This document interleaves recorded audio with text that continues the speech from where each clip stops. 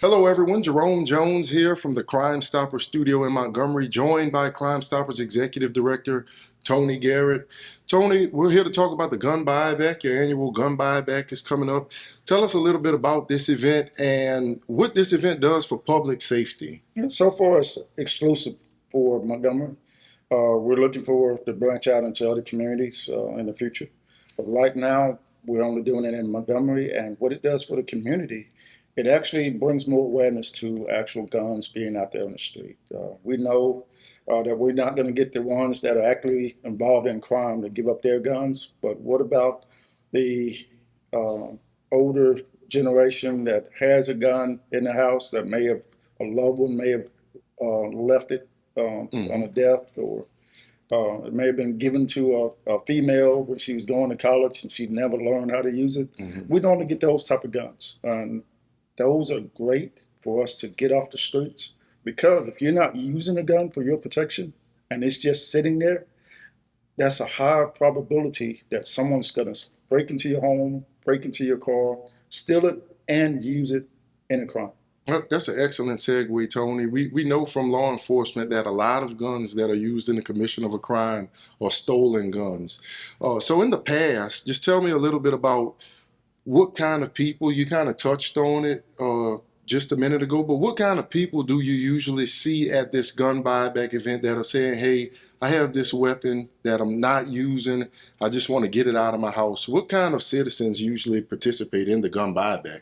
Well, you just said it. That's normally the majority of the people that we see. We had a situation, last gun buyback we did last year.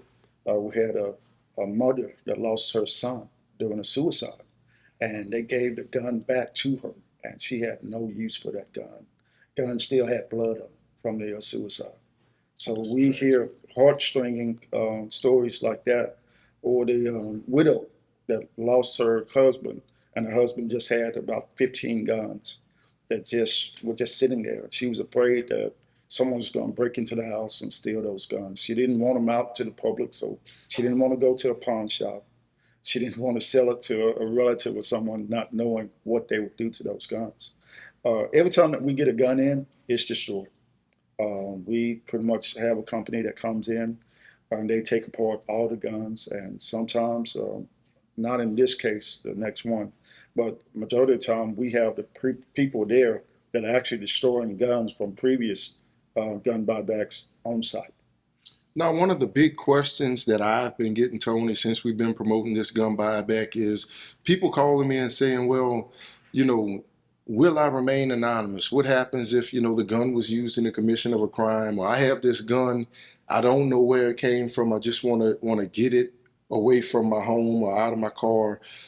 What assurance do people have that, I'm not going to get a call from a detective getting questioned about this gun that I turned in?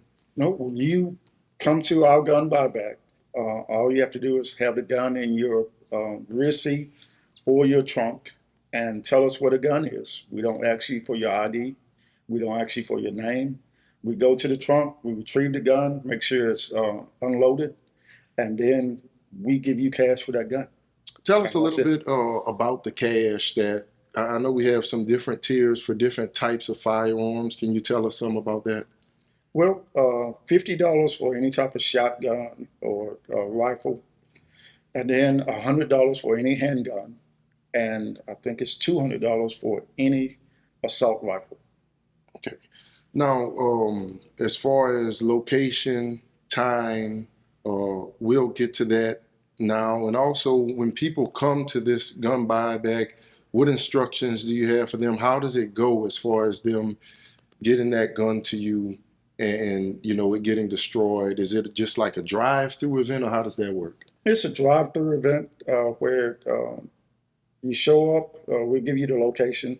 You show up between 10 and 2, and you have the guns unloaded if possible. Sometimes they do. We have females come in or males that come in that don't know how to unload the gun. Just tell us that, hey, it may be loaded, just so we can take it and we can use that precaution. But leave it in the trunk of your car or the rear of your car and just tell us what a gun is. We'll retrieve it for you. If you can have it in a bag or something like that, that even makes it better, because we're looking at safety.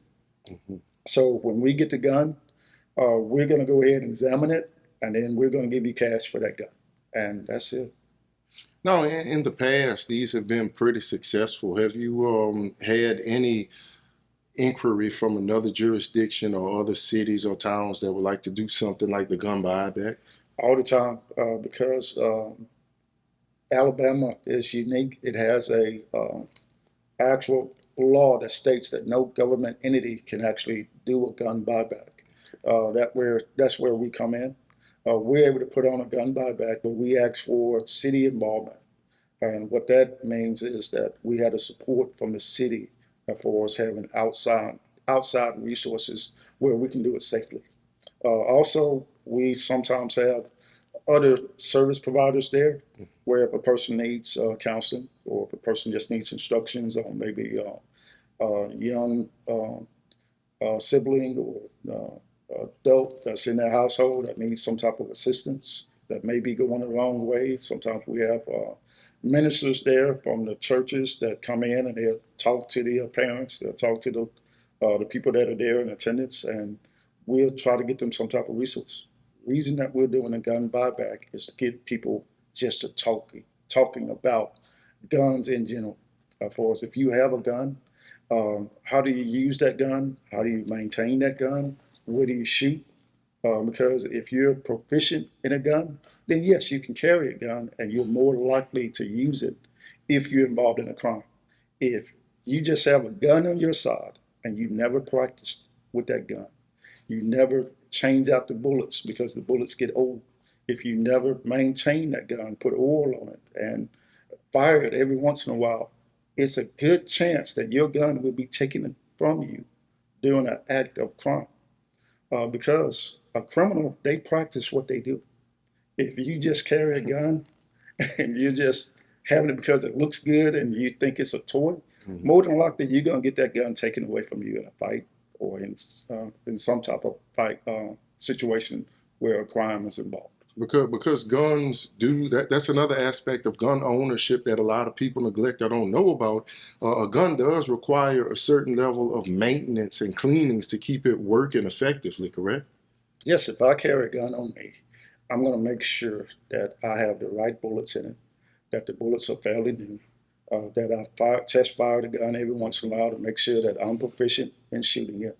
Because if you're thinking you're going to be the hero and you're at a shopping center or you're at a location and someone has a gun and you think you're going to take that gun out and use it, you need to be mindful. Are you proficient enough to where you can shoot the assailant without harming innocent bystanders? A lot of times you can't do it. I know police officers do it every day, and they have to have that in the back of their mind. Where do I shoot or don't shoot? And of course, the average person is not as proficient in carrying and shooting a weapon as law enforcement or somebody that may have been versed or trained in shooting. So that brings us to my next question, Tony. When you talk guns, you got to talk ammunition, right? So say, someone found a weapon in their home. Maybe they didn't. Maybe they found a weapon and turned it in at some other point, but they have a bunch of ammunition sitting around. They don't know what to do with it. Will that be accepted? Yes, please bring us your ammo because we don't want it destroyed or put into our landfill and have that ammo there where it may explode in the future. Yeah, so please give it to us, and what we'll do, we'll give it to law enforcement for them to use it during training. SWAT teams, law enforcement agencies, they actually use that ammo to train with.